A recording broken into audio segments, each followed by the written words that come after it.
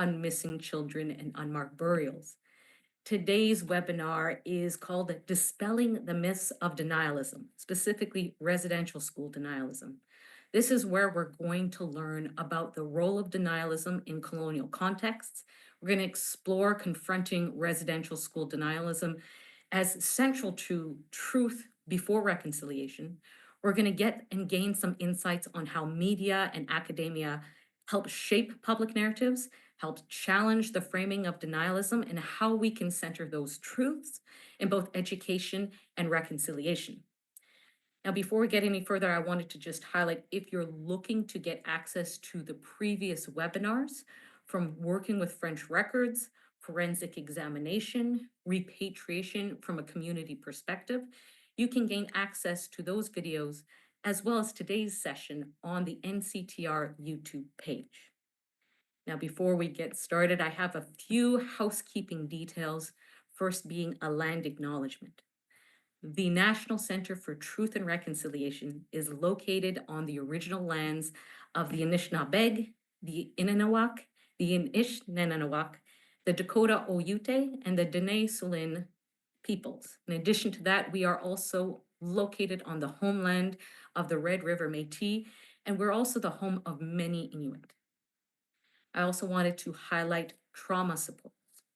If today's conversations are a little bit triggering, or if you feel you need that additional support, there is the Hope for Wellness helpline. You can contact them at 1-855-242-3310. That's 1-855-242-3310. And there's also the National Indian Residential Schools Crisis Line. That number is 1-866-925-4419. That's 1-866-925-4419. Now, my last housekeeping detail before I hand it to our elder for our opening prayer is related to interpretation. For our guest panelists today, just like to give a little reminder that we are providing French interpretation, so must speak at a little bit of a reduced pace. And for those looking for that interpretation, what you'll have to do in the room here is click the little interpretation globe icon at the bottom of your Zoom screen, select your preferred language channel, and then mute the original audio if you're only wanting to hear the interpretation.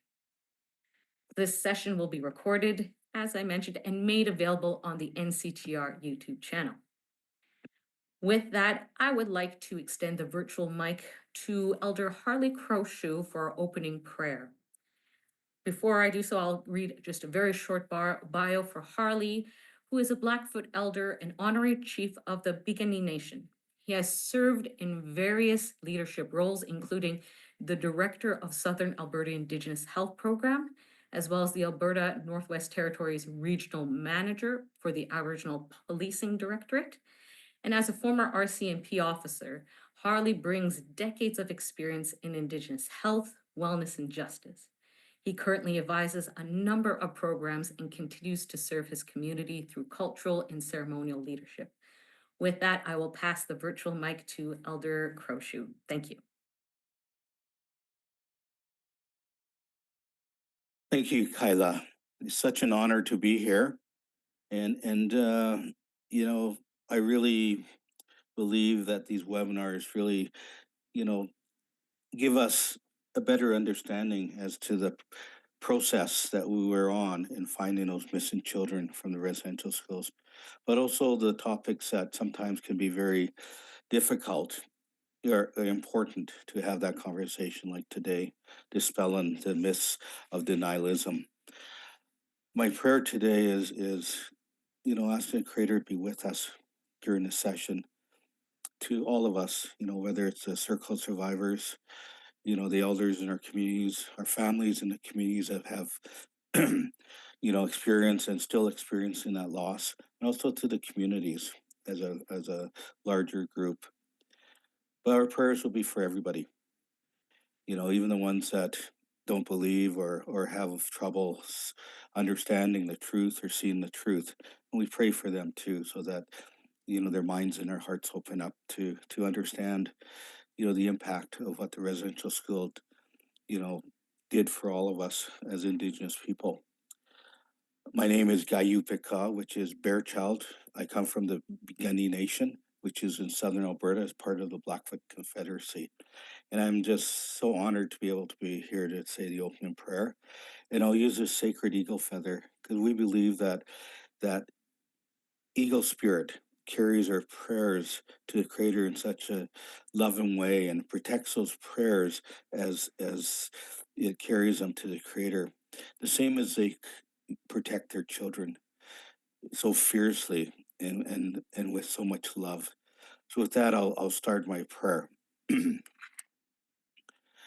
Creator, grandfather, Nina, you're known by many love and names. I, Gayubika, come before you in a humble way, with tears in my eyes and ancient song in my heart. I pray to the powers of creation, to grandfather sun, to grandmother moon, to mother earth, and to the holy ancestors, the holy grandfathers and grandmothers.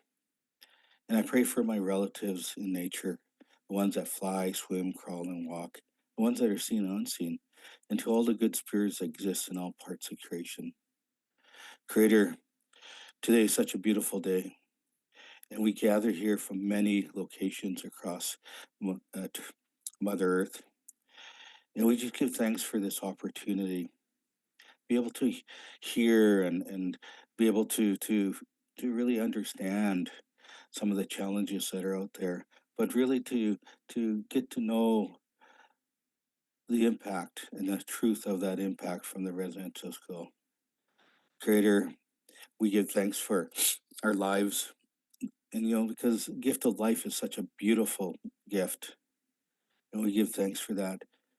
As we live our lives, we're able to experience all the many wonders and miracles that you've given us, Creator. And we give thanks for that. And we give thanks for that beauty around us and all that new life that comes on Mother Earth during the springtime. And we give thanks for that, Creator. Creator, we give thanks for our families. I ask you to be with us, today, and be with the people that are sharing their knowledge, and ask you to watch over us and pray that this is a safe place where we're able to hear, to learn, and to be able to have some input as we move forward on this journey. Creator, we give thanks for many gifts you've given us.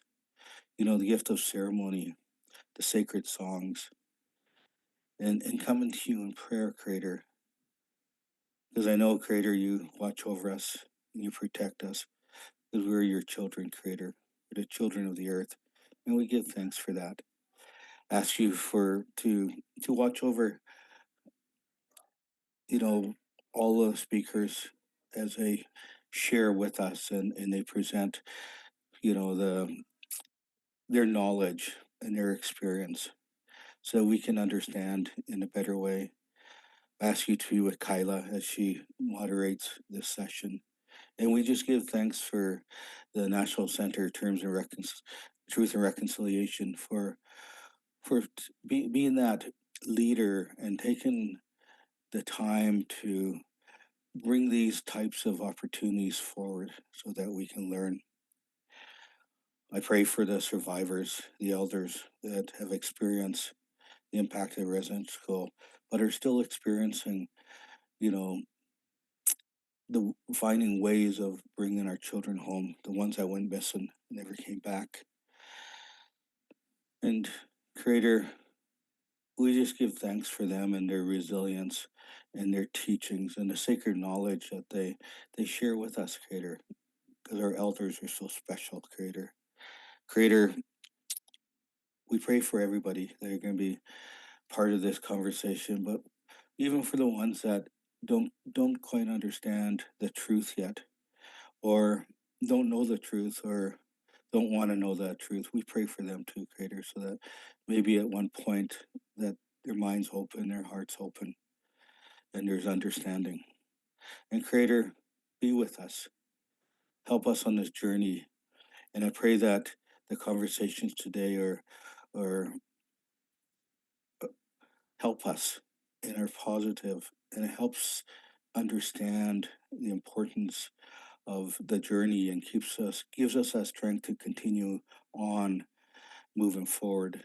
Because healing is so important, Creator, to heal from what happened in the past. So I ask you to be with us, Creator. I ask for beauty above us. I ask for beauty below us. I ask for beauty around us. I ask for beauty in each and every one of us, Creator. All my relations. Thank you. Thank you. Hi. Thank you so much, Elder Croshu, for your opening prayer, this grounding presence that you bring to the webinar, the prayers for the webinar survivors, those joining us today, and those who will view the video in the future, for Creator being here with us, as well as that healing component. I'm now going to turn to our two panelists today who will be talking about residential school denialism. Before I pass it off to our first panelist, I've been with the National Center for Truth and Reconciliation 10 going on 11 years, and then previous to that was with the Truth and Reconciliation Commission of Canada. And with that, one of the main messages that I've been hearing from survivors is in relation to those experiences they had, and as shared, that component of truth before reconciliation. And so I find it very interesting to see an increase in residential school denialism, which seems to, I would expect the opposite, given the amount of information that is now out there and easily accessible. So I'm very eager and interested to learn from both of our panelists. So I now would like to introduce our first speaker. Dr. Sean Carleton is a settler historian and associate professor in the departments of history and Indigenous studies at the University of Manitoba. He is author of Lessons in Legitimacy, Colonialism, Capitalism, and the Rise of State Schooling in British Columbia from UBC Press in 2022. And for his presentation, Sean will be talking about the historicized and theorized the role of denialism in colonial contexts, framing statements like Senator Lynn Bayak's 2017 speech as discursive strategies to uphold colonial power. His presentation will explore how confronting residential school denialism is central to that mandate of truth before reconciliation. Now, each speaker will have roughly about 30 minutes each, but I won't be cutting anyone off. So I would like to pass the virtual mic to Sean to start his presentation.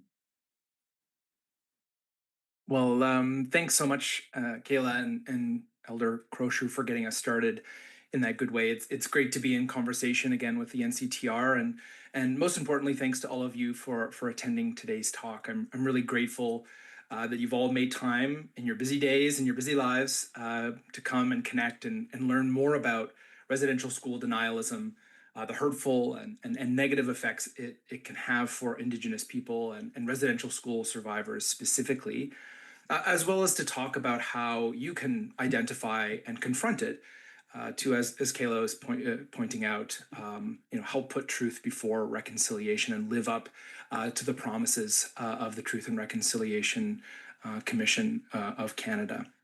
So I'm just going to share some slides and then get into my presentation.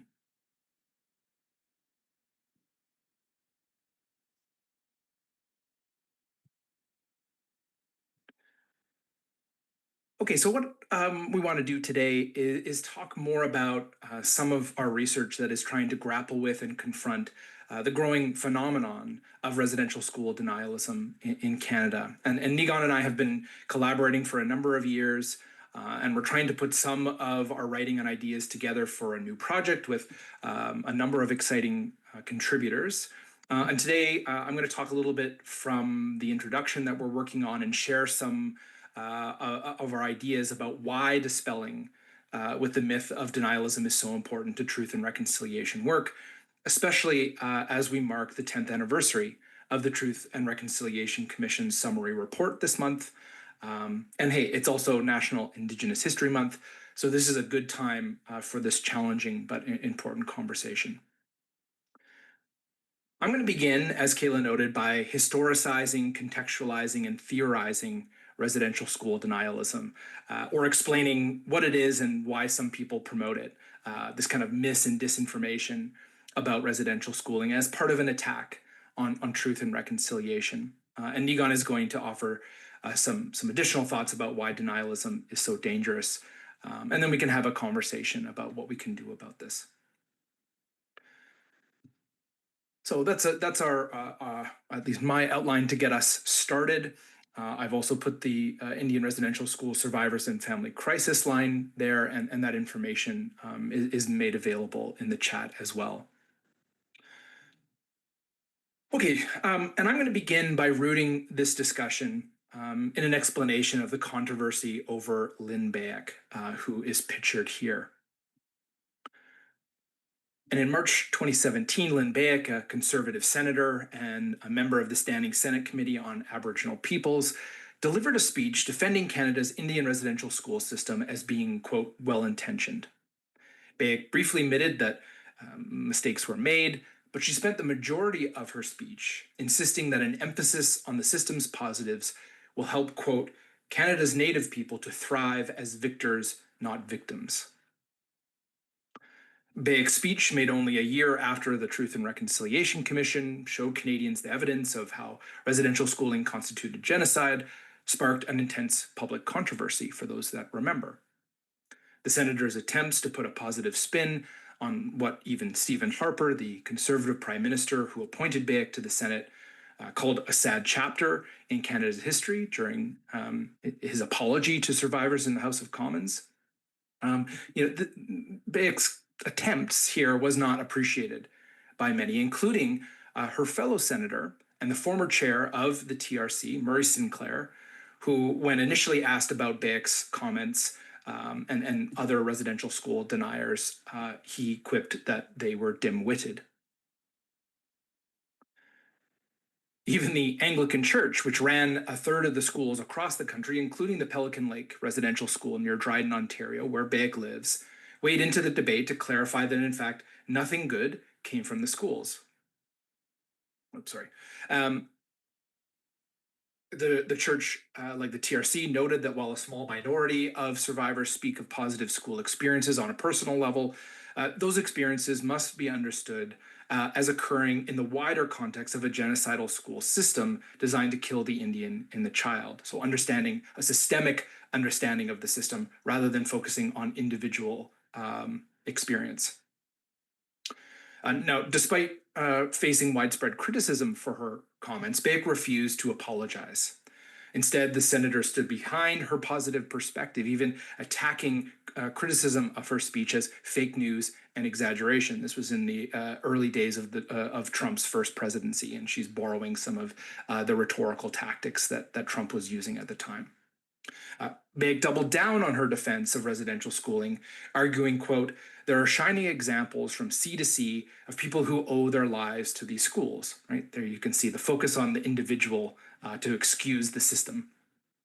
When pressed on how Indigenous people, especially the many former students who were physically and sexually abused in the schools, including one of my own family members, how they might feel about these statements, Beek elaborated, quote, I've suffered with them. I appreciate their suffering more than they'll ever know, but the best way to heal is to move forward together, not to blame, not to point fingers, not to live in the past. Now, this slide.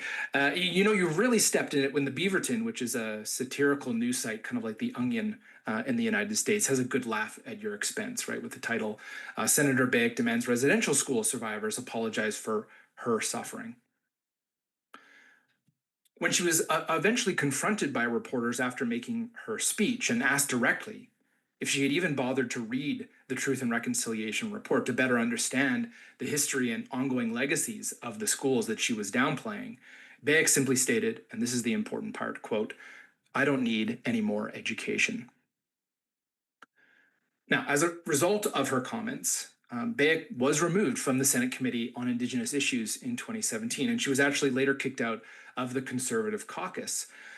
But she retained her Senate seat for another 4 years, and she used her platform and position to popularize residential school denialism, and in particular, she used her website her publicly funded website to do so, posting a number of letters of support and further comments defending herself. So she used her platform to popularize residential school denialism, which, to be very clear from the beginning, is not the denial that the system existed, but rather, by definition, denialism is the rejection or the attempt to twist, misrepresent, or discredit basic facts rooted in well-documented evidence in favor of more controversial positions. In this way, residential school denialism is similar to other kinds of denialism, like climate change denialism, science and vaccine denialism, AIDS denialism, etc. Right? They're all borrowing from a similar toolkit. Denialism in general is a deliberate strategy used to try and shake public confidence in something. And in this case, it is about truth and reconciliation, and I'll explain why in a moment. Now, while not wanting former students of residential schools to dwell on their victimization at the hands of state and church officials, in the aftermath of her 2017 comments, Beck quickly constructed herself as a victim of politically motivated attacks on free speech, which is a common tactic that denialists often use. Rather than reflection, Beck dug in and fortified her position by using her Senate website here to post the full text of her speech and personal statements, as well as a selection of letters that she received supporting her comments. Now, it is tempting to stereotype those who engage in residential school denialism as just being ignorant bigots, or to simply ignore them, so as to deny them the recognition they seek for themselves and their ideas. But before he passed, Murray Sinclair suggested a different approach that Niigaan and I try and build on and amplify in our work, and I want to emphasize today and invite others to consider. Right? At first, he said, they were dim-witted, and then he corrected himself and said, we actually have a responsibility. If we want to put truth before reconciliation, we need to shift our tactic, and we need to figure out a way to show that they are wrong. And so, in that spirit, Sinclair argues that it's actually not enough for us to simply yell at deniers and knock them down. Instead, we need to try to understand their reasoning and show people why they're wrong. He elaborates saying, quote, "I've always been convinced that we may not deal with all of the denialists, we can at least take away their tools." And by challenging the comments of high-profile people like Beck and others, Sinclair was hopeful that denialists will have a diminishing population of people who will believe them. Sinclair, in short, advocates a strategy of engagement to contain, disprove, and discredit denialists and to support survivors. So taking away the tools, though, of residential school denialists requires a better understanding of those tools and how and why people employ and defend them. So in order to do that, I'm a historian, so I've got to start with some history. And one of the first things that I like to talk to people about is that while residential school denialism is absolutely on the rise in very concerning ways, it's actually important to begin by emphasizing that residential school denialism is not a new phenomenon. Indeed, downplaying or minimizing the destructive effects of residential schooling for Indigenous children has a long history in Canada, going back to the origins of the system. Indeed, for much of the system's history, state and church officials likened the schools to humanitarian, even sacred or divine in the Christian sense enterprise, designed to save Indigenous communities from extinction in the face of a so-called higher form of civilization. That was the racist rhetoric that was often used to defend them, right? Even when faced with irrefutable evidence of poor instruction, horrific conditions, deaths in schools, right? Officials mostly clung to that humanitarian discourse and discredited the system's detractors, including some Indigenous parents and students, of course, right from the beginning, but also non-Indigenous experts as well. In the early 1900s, as the system was still getting started, right? The system doesn't peak until 1950. So in the early 1900s, Dr. Peter Henderson Bryce, for example, who was the Department of Indian Affairs' chief medical officer, published a report for the Department of Indian Affairs, which actually received a lot of news coverage at the time, as evidenced by the headline in the bottom left-hand corner here, right? Actually slamming residential schools for much of what we now know about the system, right? Its abnormally high rate of student death and disease that he argued was exacerbated by things like overcrowding, poor nutrition, and a lack of proper sanitation in many of the schools, which was linked to its underfunding, right? This poor partnership between church and state, the kind of the the subcontracting of the running of the system out to churches by the federal government. And so he makes this report in 1907. It gets covered. This article here, Indian schools deal out death. Startling rate of mortality is shown in report to the department, 25%. Okay. Much of what many Canadians were shocked by to learn that there were deaths in residential schools in 2021 and subsequently. This was on the front page of the Times Colonist out in Victoria in British Columbia in 1907. Right, so people knew about what Bryce was trying to alert people to very early on.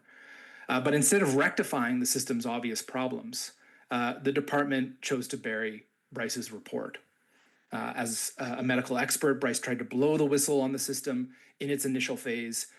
He's so frustrated by being silenced that he goes and publishes a book, including all of the correspondence showing the sort of structure of indifference as displayed by the Department of Indian Affairs. And this is from 1922, The Story of a National Crime. But still, despite all of this work, church and state officials chose to selectively focus on the positive results that the system was having, or more correctly, that they hoped it would have. And residential schooling, right, doesn't become compulsory until 1920, so after Bryce's initial report, and it actually grows to the peak of the system in terms of enrollment in the 1950s. So the system was allowed to continue until the mid to late 1990s because that humanitarian narrative, the focus on the positive, was so strong. It was not actually until former students began publishing accounts of their abuse in the schools, people like Basil Johnson and others, and began organizing for redress in the 1980s, that this humanitarian discourse or narrative about residential schooling started to shift significantly in the mainstream, right? The power started to change. As more students spoke about their school experiences, they emboldened others to come forward, eventually sparking a movement led by former students to collectively seek compensation for their time spent in the institutions. While many state and church officials were still denying any wrongdoing in the 1980s and 1990s, students forced the issue by launching at the time the largest class action lawsuit in Canadian history, which the government of Canada chose to settle out of court by agreeing to the Indian Residential School Settlement Agreement in 2006-2007, which put in motion, right, this process of truth and reconciliation, the apology by the government in 2008, as well as the beginning of the Truth and Reconciliation Commission in the same month of June 2008, right, to research and raise national awareness about residential schooling. All of this is part of the remedy of this lawsuit, not because the government of Canada had a change of heart, right, but because they were forced into this issue by the class action lawsuit, which they knew that they would likely lose and have to pay out a significant amount more, and so they chose to settle out of court. This is Canada. In short, Canada was forced on to the path of truth and reconciliation. And the Truth and Reconciliation Commission, which started its work in 2008, published its final report in 2015. And the conclusions shocked many Canadians, but confirmed what generations of Indigenous peoples and historians already well understood. The Commission, however, made clear that shaming and pointing out wrongdoing, no matter how people read it or experienced it, right, that wasn't the TRC's mandate. Instead, the focus on truth determination was intended to lay the foundation for the important question of reconciliation. They argue that we must have truth before reconciliation. Their formula is very easy. Truth will lead to healing and justice. Healing and justice will give us a shot at reconciliation, a better future. Now, many Canadians have embraced the challenge put forward by the TRC and are, in differing ways, engaged in reckoning with Canada's colonial past to create a better future. And I have to believe that the vast majority of you are here because you're part of this process. Others, however, like Bayek, are choosing to dispute, deny, and discredit the Commission's findings as an excuse to avoid participating in the work of reconciliation. You don't have to deal with a history that you deny. And to be sure, grappling with matters of genocide is not easy, but it is the task that Indigenous and in particular, non-Indigenous people, such as myself, living in what is currently Canada, are being asked to do in the era of truth and reconciliation. So let's pause for a moment and think about, how we can get our heads around this to get into a good position, being open, as Elder Crowshoot mentioned, to the truth.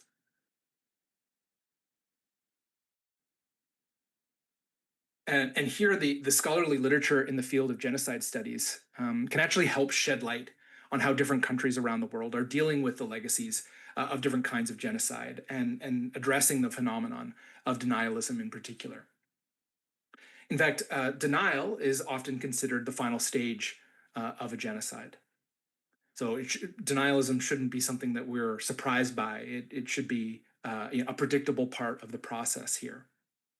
In fact, political scientist Adam Jones argues that the manipulation of memory and history often occurs in the aftermath of genocides.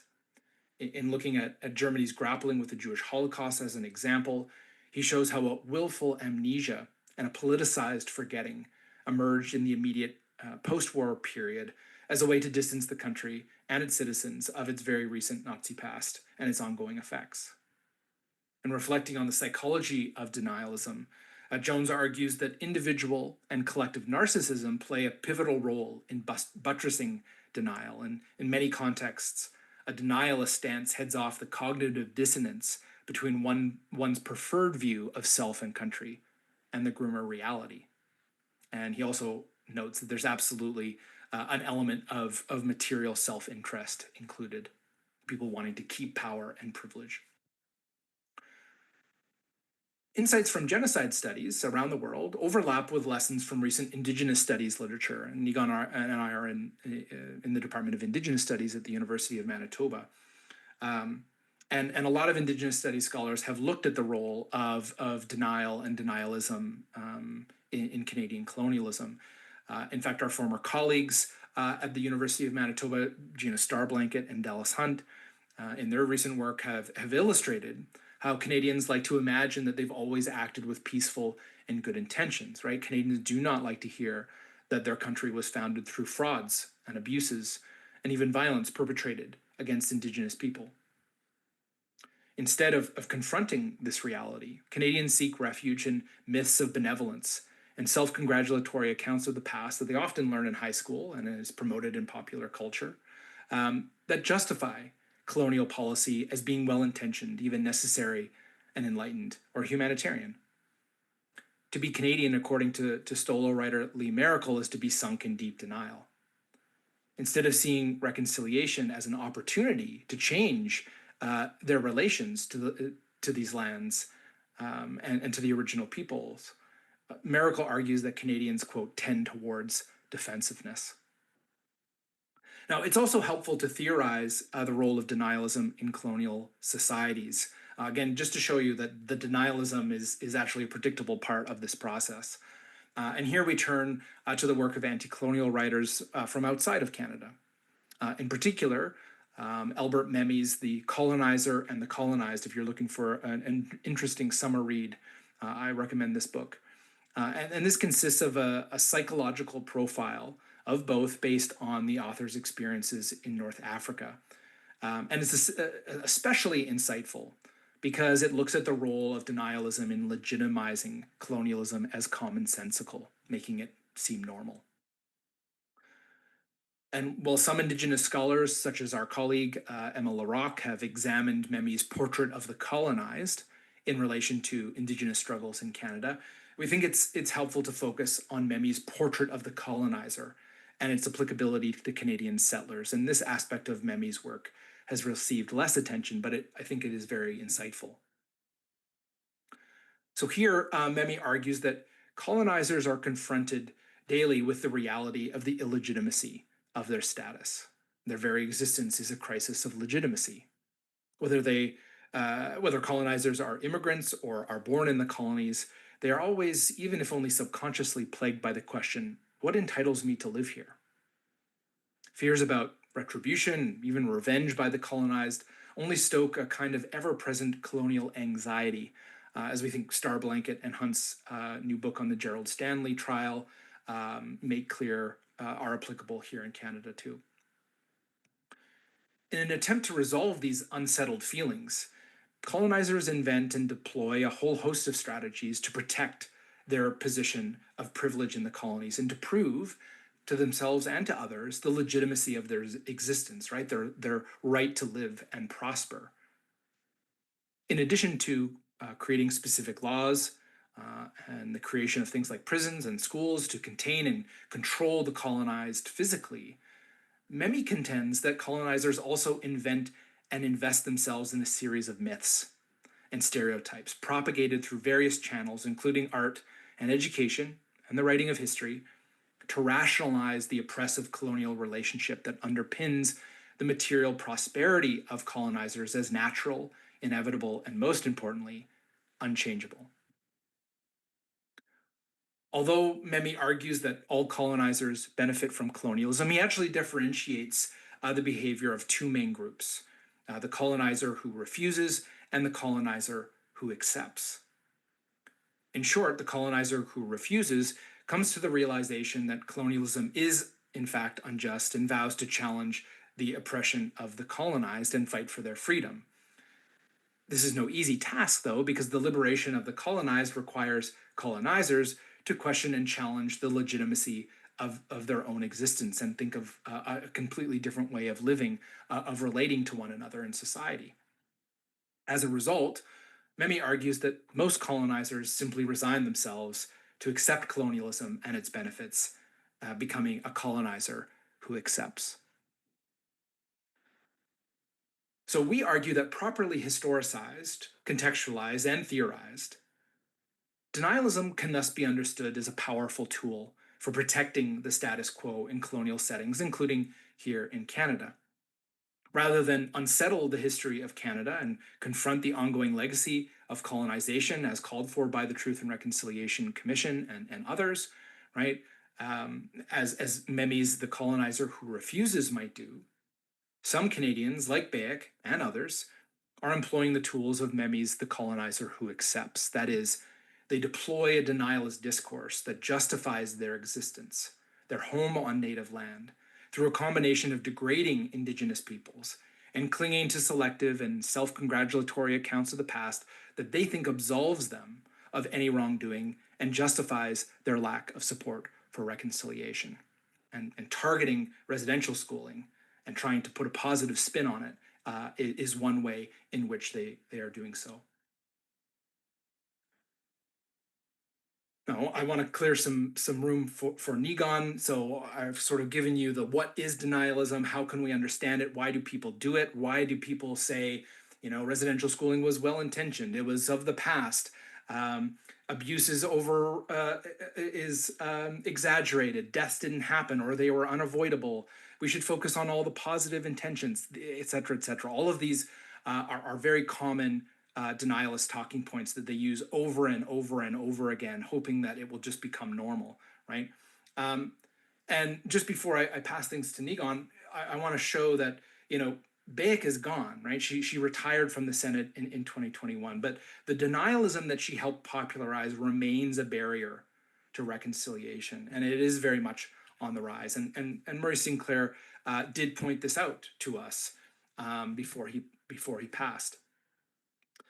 And our argument is that Bayek's comments defending residential schooling and trying to undermine public confidence in the TRC is actually just one example of this growing concerning phenomenon of residential school denialism. And I'm just going to give you a couple of examples, and I know Niigaan's going to talk more about this. But just to give you a sampling, there was a teacher in Abbotsford, BC, who assigned a homework assignment where students were instructed to search for online articles outlining only the positive experiences of residential schools.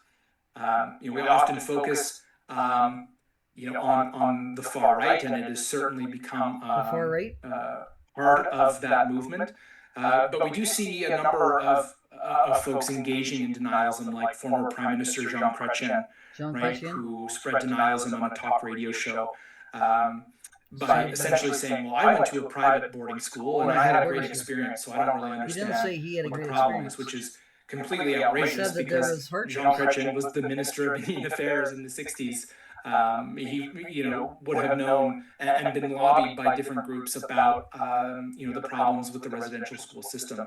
But in later in life, he's come to sort of romanticize or completely erase his involvement in that system and should be criticized for that. But we also have here Aaron O'Toole, former Conservative leader, who was caught on camera, right, coaching young conservatives on how to manipulate residential school history to score political points, the kind of cherry-picking strategies. Don't talk about Johnny MacDonald and his involvement in the origins of the system. Shift the focus to liberal involvement, when in reality, we need to confront, the truth that the residential school system was a bipartisan project, where the conservatives and liberals both invested time and energy into that system. To a number of academics, many of them fired, tired, or retired, who've engaged in or supported denialism, denigrating Indigenous communities, searching the former sites of residential schools for potential unmarked graves, looking for small errors to try and shift the conversation, distract people, calling it all just fake news and a hoax. It's pretty disgusting. Mostly just the same handful of sad people, the usual suspects that are part of the anti-Indigenous industry in this country. But the problem is that increasingly politicians, especially on the far right, have started to legitimize denialist discourse as a way of garnering support amongst far-right conspiratorial types. With the arguments. Alberta Premier Danielle Smith spread the mass grave hoax narrative on her for-profit social media platform. Current Conservative leader Pierre Poilievre was in Winnipeg recently giving a fundraising talk for the Frontier Centre, right, a far-right think tank that has done much to spread residential school denialism, including in 2008 taking out radio ads questioning the truths about the system. In the most recent federal election, he stood behind a residential school denials candidate out in British Columbia. And many people say, this is just harmful things that people are saying often on the internet. And this is maybe a good segue into some of what Niigaan's going to say. But, we need to recognize that words shape action. And Niigaan and I live in Winnipeg, where recently we've had a serial killer who was targeting Indigenous women, who at the time of his crimes was posting residential school denialism. And we need to take stock of this very seriously, right, and not diminish the harms that it has, right? It's supposed to undermine truth and reconciliation, but it has very devastating real effects. So all of these examples, and we can talk more of this about this in the questions, they seek to misrepresent residential school history in ways that downplays the system's devastating effects. And we must take these attacks on truth and reconciliation seriously. Denialists, then, are not simply just dim-witted. They are afraid that reconciliation will unsettle their material interests and position of power in colonial society, whether personally or politically. In keeping with Memi's profile of the colonizer who accepts, Beck and other residential school denialists are choosing to seek refuge in an assemblage of myths and misinformation and untruths. Our argument is that this is a false refuge. Right? Denying the colonial past and present actually prevents settlers from being part of the project of reconciliation and the efforts to build sustainable and reciprocal relations with Indigenous people that could actually resolve that crisis of legitimacy and help them live in these lands in good or at least better ways. This contrary to Beck's response when pressed by a reporter about her defense of residential schools, right, that she didn't need any more education. It's clear that actually what is needed in our current era of truth and reconciliation is more and not less education about the ongoing effects of Canadian colonization and the opportunities for all in deep, unsettling, and meaningful reconciliation. And I'm really happy to be part of this webinar that helps create space for that uncomfortable learning. Thank you very much. Over to you, Kayla. Hi, thank you so much, Sean, for that very engaging presentation. Whenever I do these events, I take a lot of notes and I'm like, oh, this is going to be a good question. And I'm like, oh, you answered the question in that presentation. So I'm hoping to pull some of this, what you shared in our kind of panel discussion piece after Niigaan James Sinclair presents. So I wanted to give just like I did for Sean, quick bio topic overview, and then I'll hand that virtual mic to Dr. Niigaan Sinclair, who is an Anishinaabe from Peguis First Nation and a professor at the University of Manitoba, where he holds the Faculty of Arts Professorship in Indigenous Knowledge and Aesthetics. He is an award-winning columnist and a writer and was named the 2019 Peace Educator of the Year by the Peace and Justice Studies Association at Georgetown University.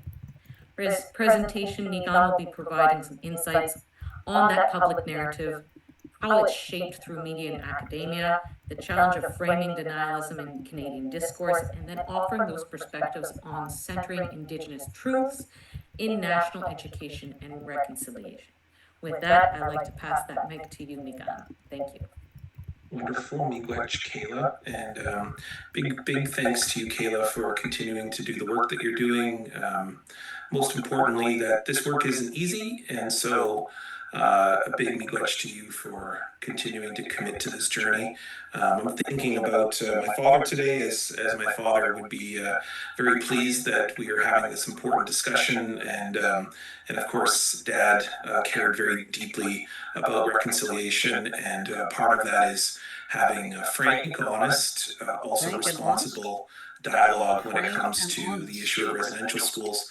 And there is perhaps nobody that has demonstrated this more for us than survivors during the period of the TRC and during the past few years, particularly when we have had varied political will when it comes to the TRC calls to action. It is the most committed to report in Canadian history, and of course the most amount of actions have come out of the TRC. For one reason or another, other commissions, other reports have not inspired the same amount of commitments amongst Canadians. But we've seen a real shift, and in that shift, in the past, let's say, few months, we are turning towards some habits that Canadians have done in the past that have demonstrated and created a rather toxic dialogue, a toxic relationship that all of us have worked very hard by simply talking, learning, listening, taking action, and then repeating all of those things since the end of the TRC. And I hope that today will produce that kind of commitment and an encouragement, as we say in Anishinaabe, we got to keep going. We have to keep going despite the attempts by various different forces in creation to often interrupt, slow down, challenge our work. And so what I'm going to do today is I'm going to present a series of facts. We in the media, and I say that loosely for myself because I certainly am aware that I'm a columnist. I do some reporting, but I certainly don't pretend to be some of my incredible reporter colleagues at the Winnipeg Free Press.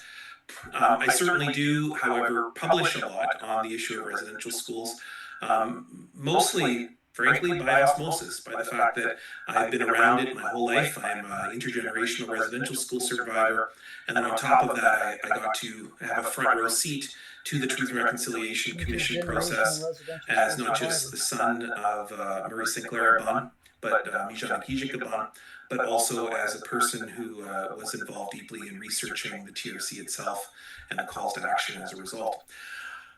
Big miigwech, thanks to the opening words today by Elder Crowshoe. Big miigwech, thanks to the NCTR and all the different people that are continuing this dialogue and this work. And a big thanks to my colleague, Sean Carleton. continue to be very privileged, very honored to do this work with Sean. What I often say is that I learn a lot from the ways in which Sean has so deeply invested himself on this issue of confronting denialism, and the work that I do is better as a result. And one of the really great things that I really appreciate about working with Dr. Carleton is that this, for Indigenous peoples, confronting, imagine that you're a scientist, right? Imagine you're a scientist who is doing work on a critical solution, a cure, an antidote for a major sickness. Let's imagine for a moment that you are every day working at that cure, that antidote. You're doing the experiments, you're engaging with other colleagues, you're consistently and continually committed to a goal of making the world a better place by eradicating sickness, by creating a healthier sense of self and body for others.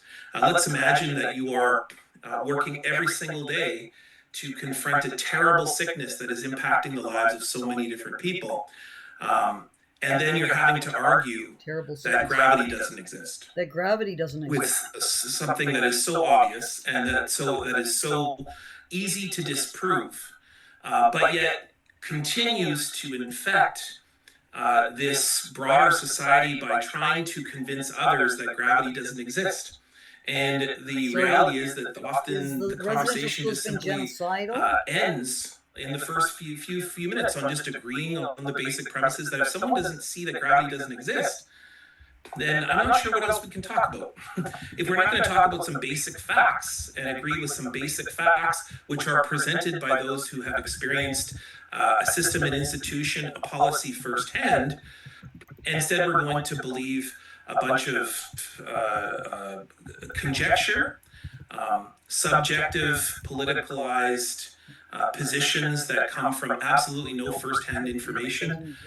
If we're going to just make up facts and say things like we all live in a matrix-like box with a big thing hooked up to the back of our head, and that's somehow a fact, then I guess that just is where the dialogue ends. This is particularly why I appreciate Dr. Carleton's work in really parsing out and challenging and engaging what are the motivations behind denialism, because I think absolutely is true. It is in many ways a sickness that's been produced out of ignorance.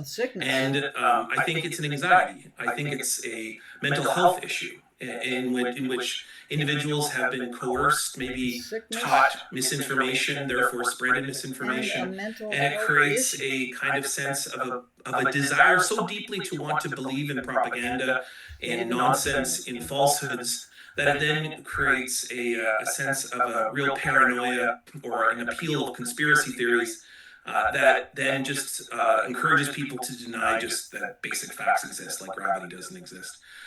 So with that being said, what I want to talk about is just some basic facts when it comes to the issue of residential school denialism.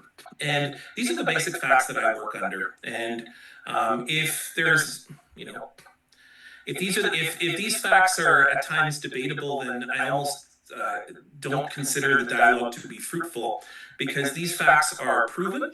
There is well documented proof.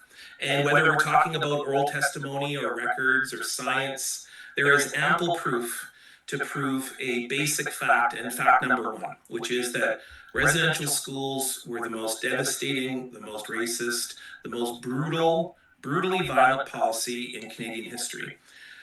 And residential schools, while perhaps at times by individuals well-meaning, or as indicated by Pope Francis, full of a kind of nationalistic discourse that convinced Canadians and Christians that this would be an avenue worth pursuing, whether it be the idea that Christians are guided by a notion of faith, that by forcing that upon others, which I don't actually think is based in the teachings of Jesus, it's based in the teachings of power and dominance, control, colonialism, empire, imperialism. that there's a fundamental, some sort of value or an altruistic value in that. If people want to convince others that non-Christians really are savages and that have no worth and that are basically livestock, like the Royal Proclamation indicates, or the Papal Bulls of the 15th century indicate, well, then there's nowhere else to go. It's if that's a position in which people want to argue that, I can tell you this, that I believe in the good of humanity, and I believe that all humans have a value. They all have something to contribute. And if there's a fundamental principle that argues with that, then I would always say to people, well, turn back to where your teachings come, or where you come from. Or as Dr. Carleton just pointed out just a minute ago, what is the motivation behind seeing a group of people as inherently inferior, eternally not worth their own cultural values, their own positions, their own context, their own sovereignties? Now, if we take that into the issue of residential schools for just a minute, there is not one survivor at any point in history that ever thought a day playing hockey or learning how to play the piano or making a friend ever replaced your parents, the land, your language, even your hair. There has never been a survivor that has ever thought that having a good day meant that the system is redeemable.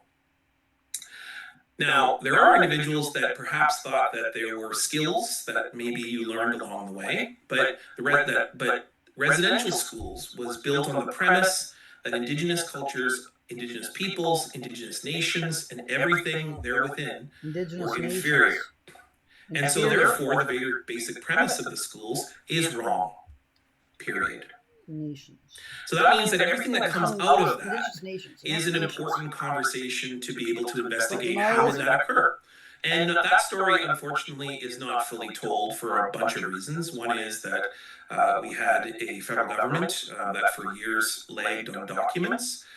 We had institutions as churches who either lost or didn't care for or were slow to hand over documents. In fact, I'm just speaking with individuals who are traveling to the Vatican, who have who know where there are evidence of residential schools, who continue to assemble that story.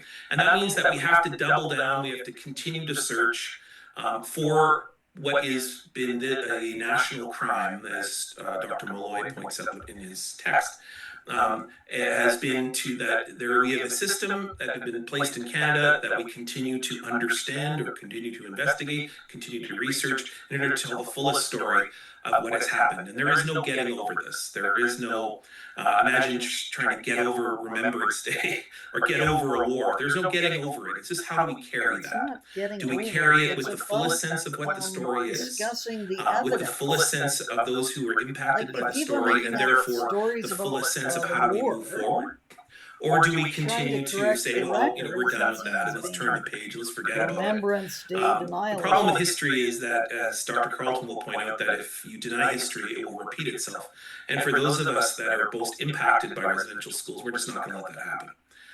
That this conversation of investigating further what has happened in residential schools is critical. And this is where the media comes in. This is why it's crucial that we continue to write, we continue to speak. And I'm not just talking as a person with the newspaper.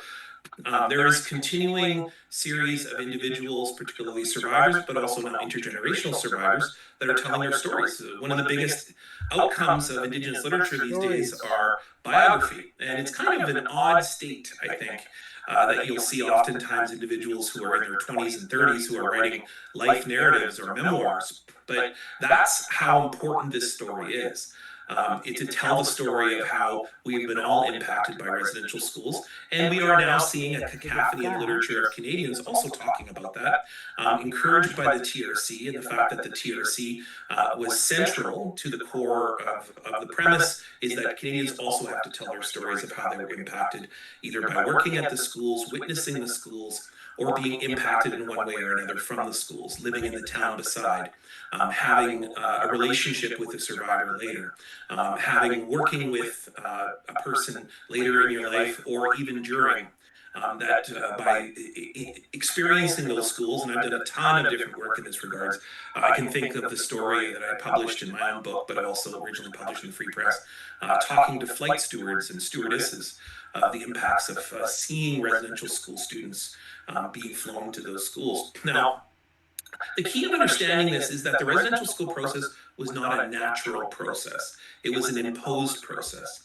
And so that means the story is critical to tell. And we need to keep telling that story over and over again. And perhaps the most important story is what happened to the thousands, likely 10,000s of children who went to the schools and never came home.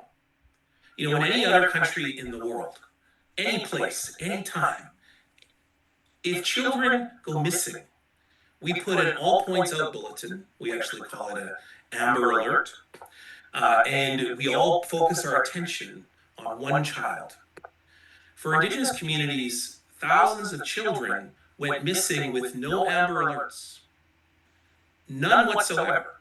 And nobody, except for their families, their communities, their nations, their leadership, asked questions about it.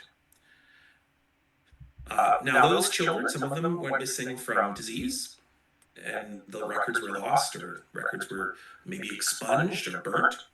Some of them were from starvation, because we know starvation is directly tied with disease. And if you're starving, you're more ample to be sick. Some of them were just outright crimes. And one of those crimes could be overt. It could be murder. It could also be the conditions that were created in the schools, like, for instance, the architecture within the schools that created conditions for the sickness to permeate and to maintain and to spread quickly. There is so much research that is still necessary to understand the fullest version of what occurred at the schools. But the fact is this: children went missing. We don't know what happened to them. Children went missing. And that is a crime on all of us. Every single person. And I want to treat the lost children at residential schools like an Amber Alert. An Amber Alert that we all should focus our attention on. And we should do that in perpetuity, because we shouldn't keep from the work that we're doing. Because if you know what an Amber Alert does in your own lives, is that you then keep your eye out. But you also keep with your work. You keep doing your job. You keep doing your raising your children. You keep working in society, but you don't keep your eye off the ball, which is that we're going to look for those children. Now, here's fact number 2. So fact number 1 is that thousands of children went missing. Residential schools were the most brutal policy in history, and that the story is still yet to be told. Fact number 2. Canadians have been chronically undereducated, and the media must play a key role in educating Canadians. And this isn't an objective or subjective argument. This is a fact that we need to continue to educate Canadians on basic facts surrounding the schools. And that means, how do we do that as reporters, as columnists? Well, we speak to the people who are most directly impacted. And then on top of that, we then go research, assist, engage, take those claims seriously. And then what we do is then we help cure ignorance, confusion, and then what I will call trauma. Because as Sean very aptly pointed out just a minute ago, there are nationalist narratives that are within Canadian education, that is within every Canadian, in whether it be certain holidays that we celebrate, what languages we celebrate, how we tell history, that celebrate a particular kind of maple syrupy, nationalistic monologue that then encourages denialism. And if I could just put a little asterisk on Sean's argument around Albert Memmi's work.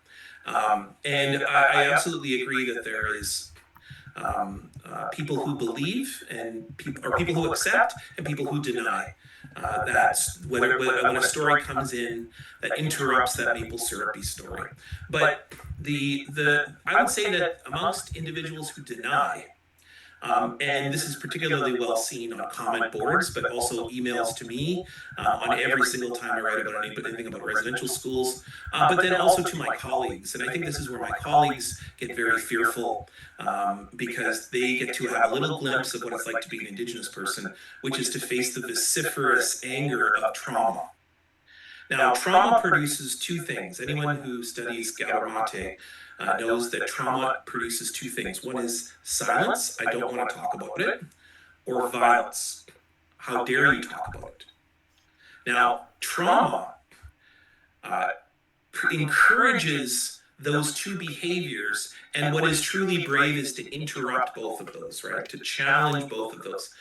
And with silence, you can work with that. You can work quite strongly with it. You can say, well, if we're going to be silenced, then silence can also encourage you to listen. It can encourage you to learn. It can encourage you to take action on your own silence. Ask yourself what it is about that silence or shame that leads you to a sense of feelings of trepidation, anxiety about the Canadian narrative that you have been told, which has been absent of residential schools.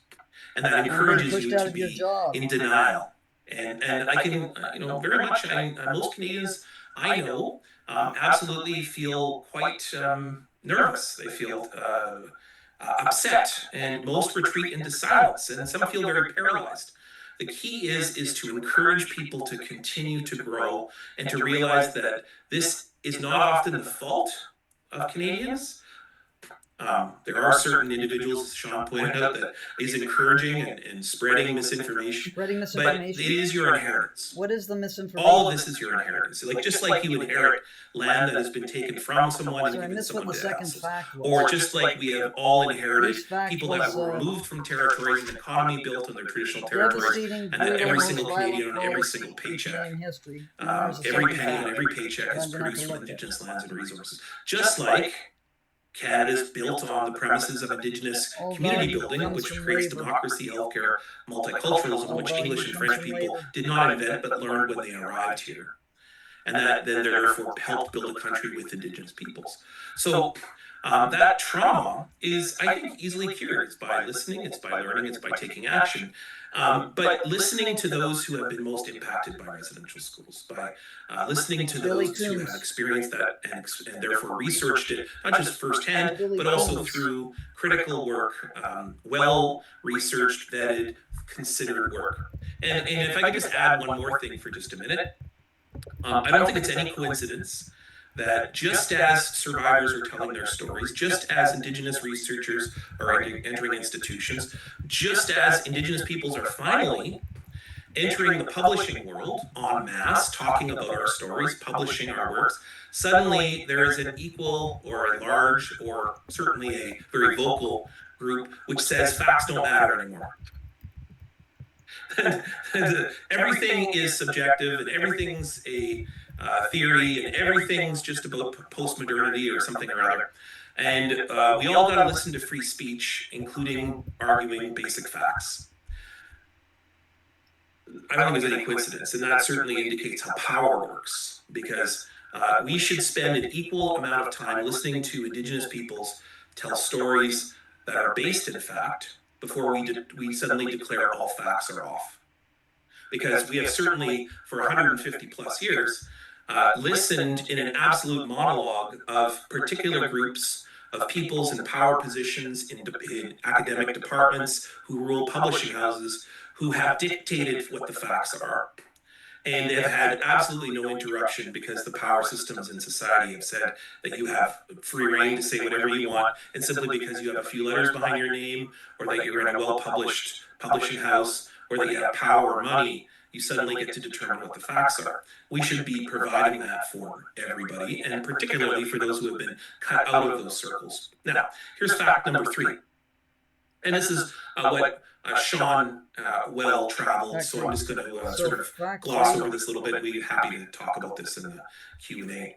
Is that one of the challenges of trauma is not just silence, but also violence. And this is, I think, where denialists, or the most vocal of denialists, certainly people who are most apt to share their views, false as they may be, ungrounded in any sort of sense of facts or claims, maybe producing websites or that are writing letters, but it would be simple to say if this was just a fringe minority, but oftentimes the chronic miseducation in society has produced some Canadians at the highest offices who have built careers off of deeply held views that Indigenous peoples are inferior, savages, deserve nothing more than to have their children taken away from their savage ways and put into schools where they will learn civilizing ways, which is just a fundamental wrong principle. See fact one.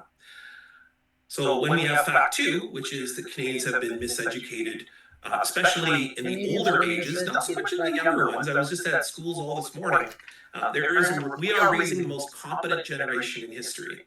And so it's no coincidence that all of the major denialists are all of older ages, often older than me, and that they are often deeply embedded in these narratives because they come from being in school in 1970 something, or they come from a narrative that has encouraged people to reach certain power positions, or they have fostered a sense of power that has brought them to office, for example. So there's this violent denialism, which has been most oftentimes ends up in my inbox, or ends up in sometimes thrown at me in a Q&A here and there, or you know, That's me. in certainly a lot of my Actually, it's in a lot of written letters, because as I mentioned before, it's from an older, larger aspect of an older crowd, is very irrational.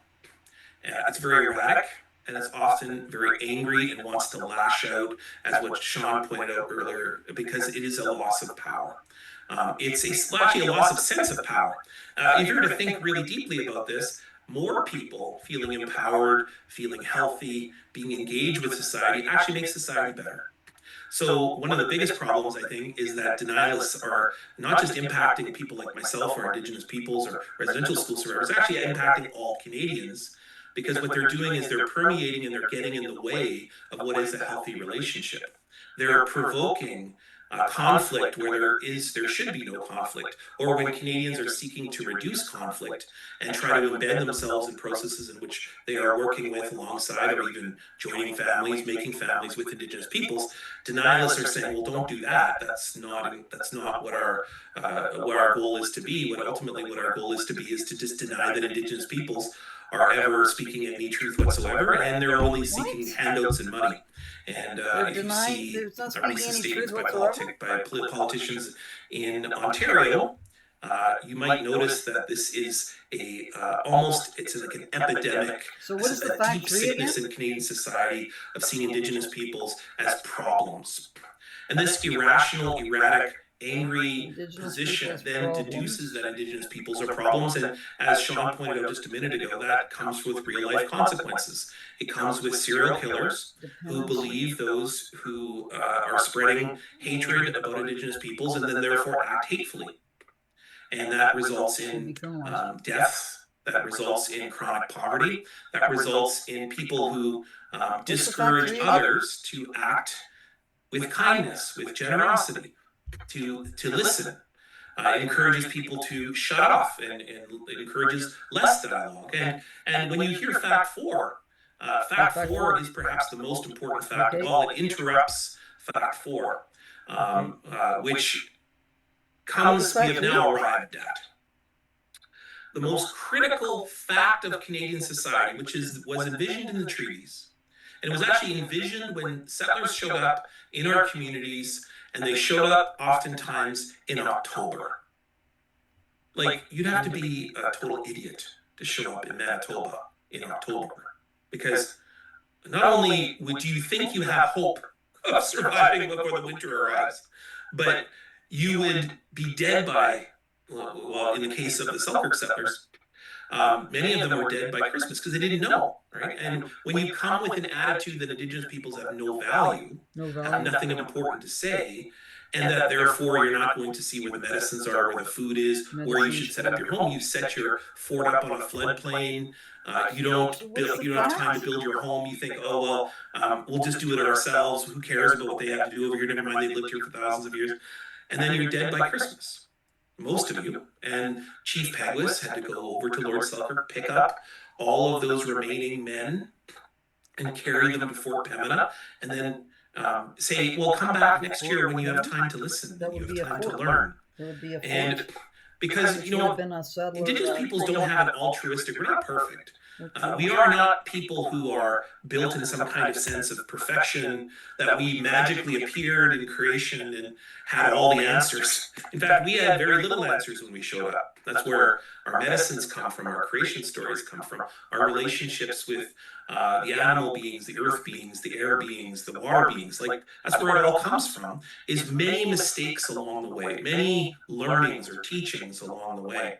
And probably the most important teaching is that in this territory, or where we live in Kanata, is that the winter is coming.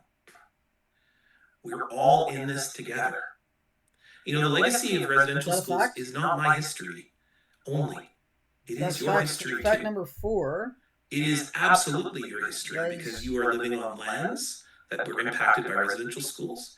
Your ancestors inherit all the things residential schools created, just like my ancestors did. And that you continue to live in an economy, in an environment, in a government, all of which is in the shadow, the residue of the impacts of residential schools, many of whom are quite brutal still today. Poverty, diabetes, child welfare, justice. Just go through the first 42 calls of the TRC. All of those are The fact a that those exist recipe is not or outcomes that come from residential schools. Child welfare, health, justice, education, language, culture, all of those things were impacted.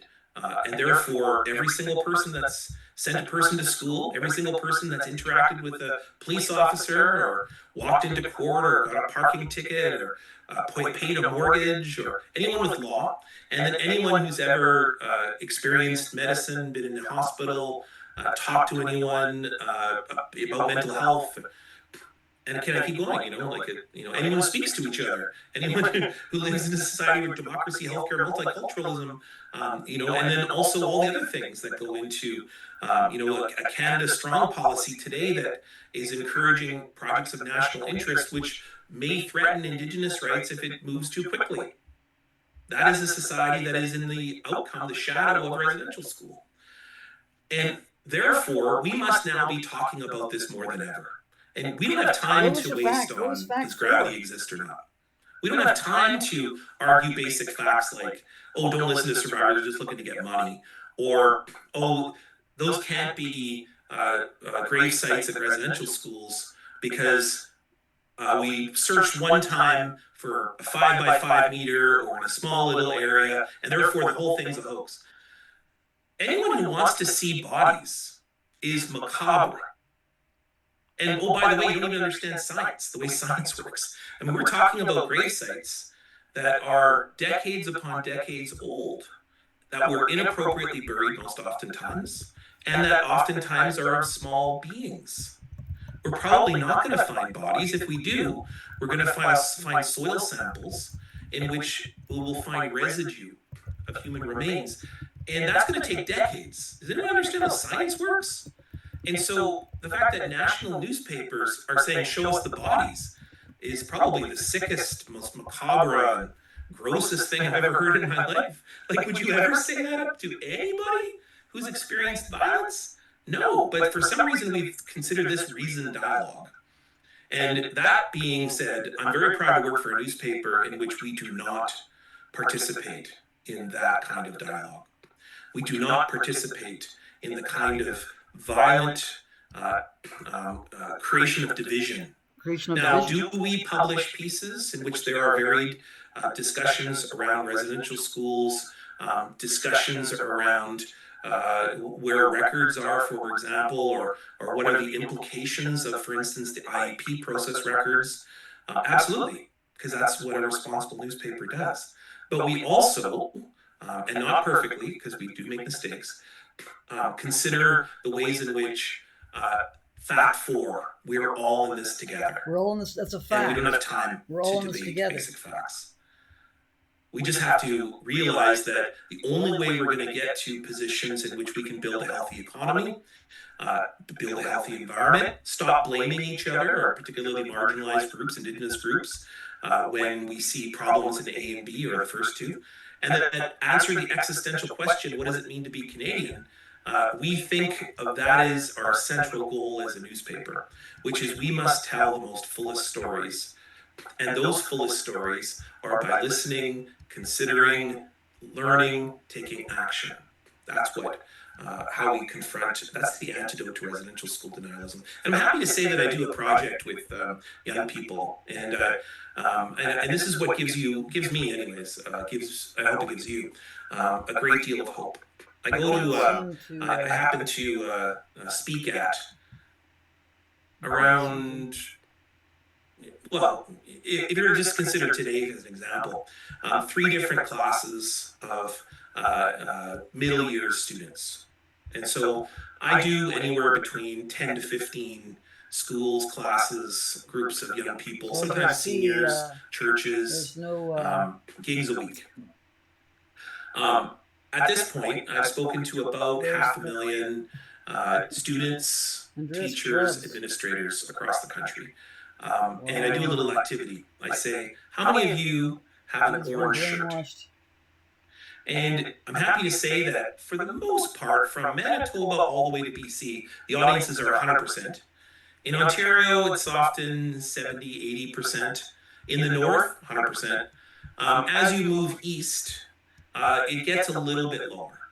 I've been in audiences out in the Maritimes where orange shirts are not as easily found, and particularly in Quebec as well. But that being said, is that this has become a national conversation. It's a conversation that Canadians are engaged So the in, fact is that Canadians we're are all in this invested in, together? and That was Canadians the path know that this forward? is the only path forward. This is not an optional. This is not something in which we can say, oh, we're doing the right thing. What Canadians realize is that this is the only thing. This is the only thing we will do in order to be able to build a country together. And it will be difficult. As my dad pointed out, reconciliation is like climbing a mountain. It will be hard, but the path is just. And that we must realize that when we reach that summit, this is my part, when we reach that summit, it's going to be something that we've never seen before. And we just have to keep believing in each other, helping each other up when we stumble, and don't get distracted. Don't get distracted by individuals who might think we can't do it or that we shouldn't do it. Because when we do it, we can do everything possible. And then we realize that there's more mountains to climb after that. Wow. And those mountains will allow us to see the fullest version of creation. And we will never be able to see it all, but we will always leave for our grandchildren a path that is proud, that is just, that is reasonable, ethical, and responsible. So with that, I say a big miigwech, and thank you very much for your time, and I'll hand it back to Kayla.